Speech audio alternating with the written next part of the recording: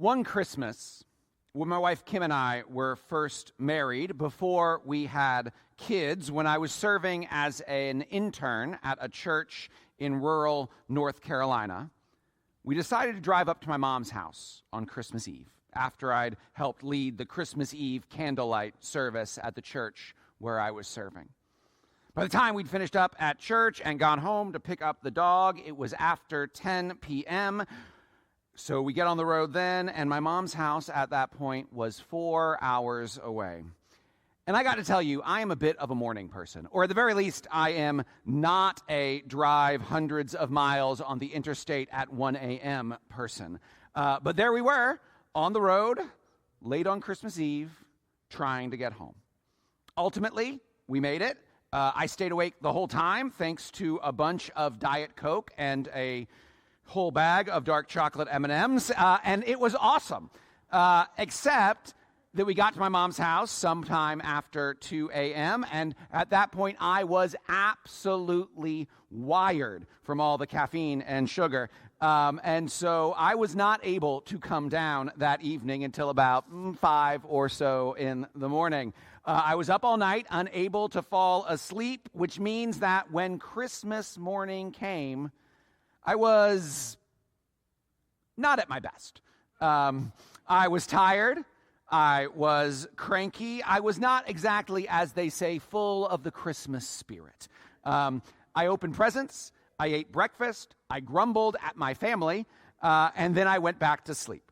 Truly a magical Christmas morning. The stress of the travel had a real impact on how things went once we got to our destination. Travel stress is a pretty common theme for the Christmas season for many of us. Canceled flights, heavy traffic, trying to manage schedules and balance all the obligations and traditions and find a way to see all of the various relevant family and loved ones in a limited amount of time. And even when the travel does go well, which seems rare sometimes, but when it does, it can still be emotionally and physically exhausting.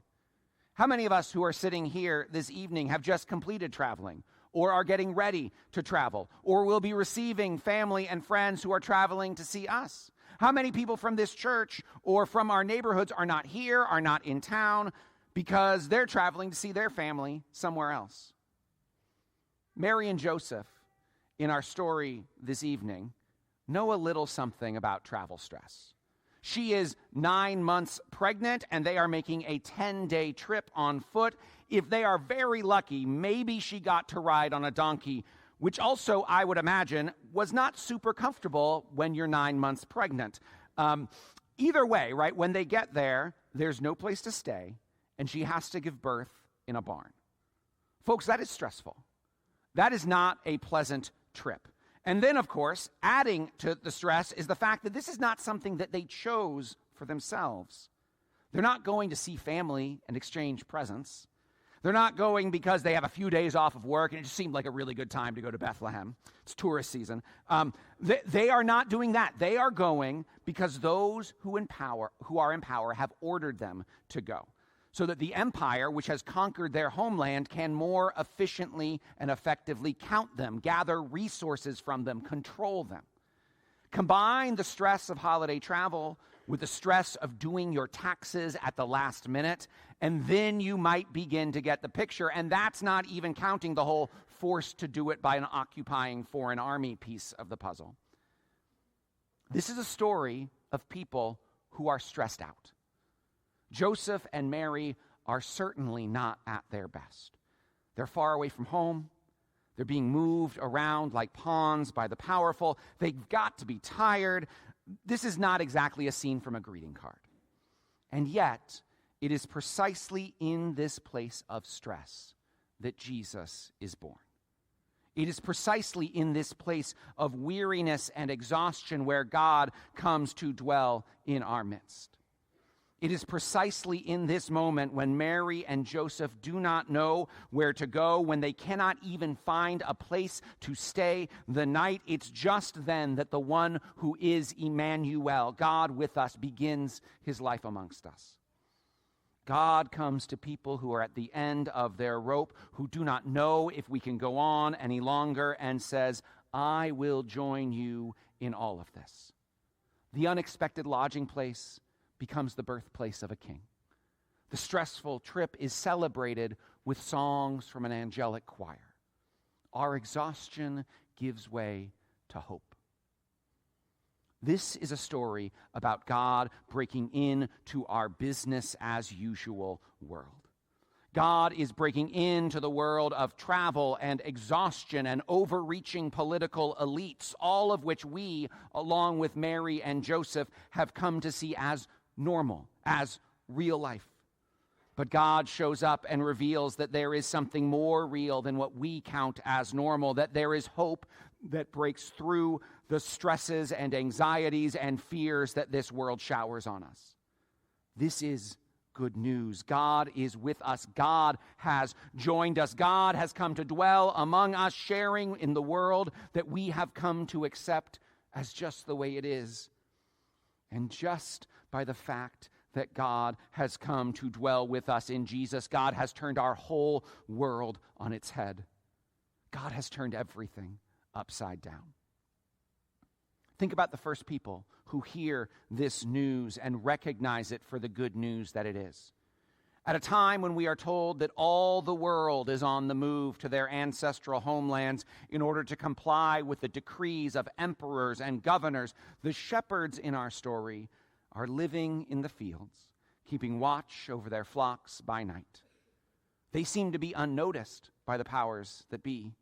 As the people of the known world move about so that they may be tallied in this universal census, these shepherds, these migrant workers, seem quite literally not to count. They are, as far as the empire is concerned, unimportant and perhaps even non-existent. They're so poor and powerless that they do not even merit being counted so as to be more efficiently taxed. If there were ever any people who were on the underside of society, it is them. They are certainly not fit to be the welcoming party for a king. And nevertheless, it is to them that the good news first arrives. And not only does the good news come to them, but they immediately recognize it as good news. The angel announces that a king has been born to them, to them. These outsiders and outcasts have received their very own king, born in their very own town, born into conditions with which they are quite familiar, in the muck, in the mess, in the company of dirty, stinking animals.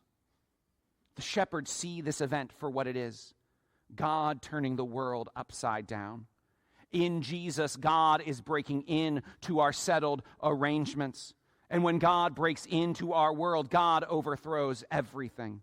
Because of Jesus, the shepherds are no longer uncounted, but will instead forever be counted as the first to proclaim the good news of his birth. In Christ, God makes the unimportant into the important, makes outsiders into insiders, makes the broken down into bearers of joy and hope. The good news tonight is that our weariness is not all that there is. The politics of the powerful is not all that there is. The brokenness of this world is not all that there is. The violence, suffering, and emptiness that we see every day are not all that there is to see. This world's business as usual is not the only way that things can be. Instead, God is with us. God has broken into our world and is offering us something new, is offering us God's very self. God has come to dwell with us and bring us into relationship, real relationship with God and with each other. Mary and Joseph are not alone in their journey.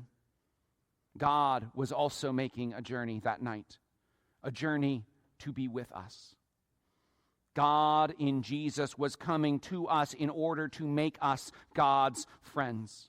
God is overthrowing our world of violence and injustice and unease and exhaustion and establishing a new world in which all people are counted and all are invited to enjoy the divine embrace of friendship and love.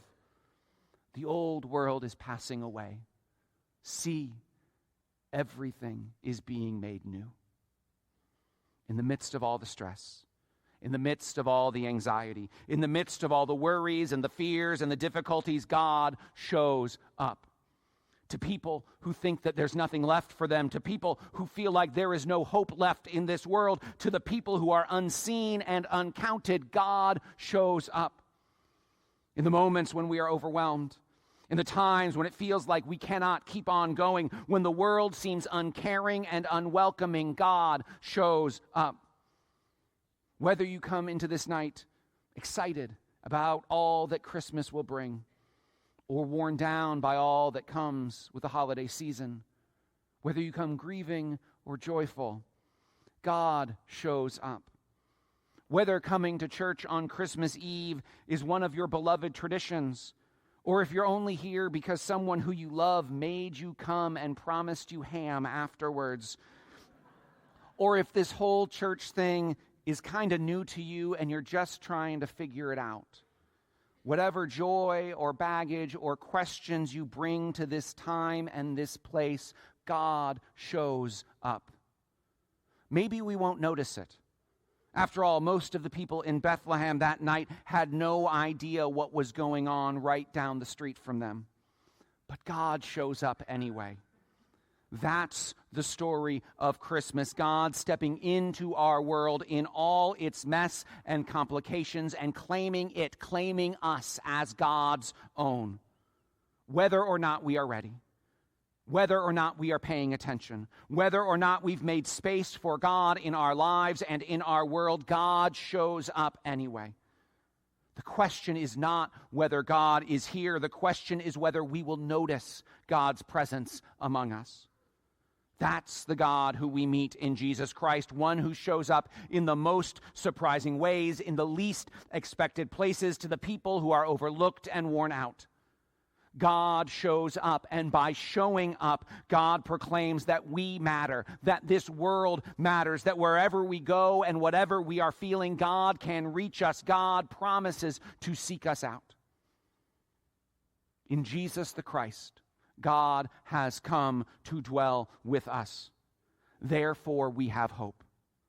By showing up in our world, God has announced that each of us, all of us, every person who any of us will ever meet, every moment of this life and every corner of this world matters, is claimed by God, is covered in God's grace and mercy and love. No matter how weary we are this night, no matter how worn down we are by our journey through this world, the good news is no less true. God has broken into our world. God has claimed us and has claimed this world as God's very own.